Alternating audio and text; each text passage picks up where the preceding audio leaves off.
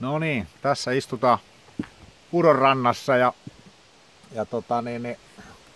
ajatus oli lähteä tästä tohon suuntaan eteenpäin, mutta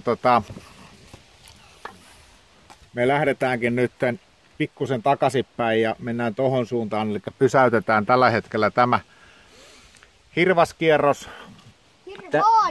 Hirvaankierros, anteeksi, tähän, koska tämmöistä terveydestä syystä, eli tuossa eilinen luikastelu noilla pitkospuilla ja sitten kivillä ja noita, niin pari kertaa rinkan kanssa, niin selkä vähän muljahteli ja hyvin kestää juosta, pomppia ja hyppiä tällä hetkellä, mutta jos ajattelee, tästä pitäisi tämän päivän sarkalla 18 kilometriä ja sitten vielä eteenpäin, niin tuossa yön ja aamun aikana tein sen johtopäätöksen, että en ota sitä riskiä, että mulla alkaa selkä prakaamaan ja 18-vuotias erämies joutuisi sitten niin sanotusti, sieltä 8-vuotias anteeksi, niin erämies joutuisi sitten sieltä pelastusoperaatioihin, niin tämä ensimmäinen kierros niin keskeytetään nyt tähän ja me tullaan jatkamaan tää jossakin vaiheessa. Ja sitten tässä kun näkyy, niin tässä ollaan vääräpuolikartta.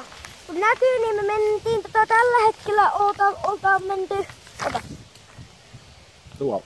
Tuolla ollaan ja me ollaan lähdetty tuosta Koirasalmesta tossa kohtaa. Niin, nyt ei noin pitkä matka. Niin, eli tuolta ollaan lähdetty ja tosta on tultu ja tohon on menty. Vielä olisi ollut matkaa täältä ensi yöksi tonne ja sieltä sitten vielä tonne ja takaisin. Niin.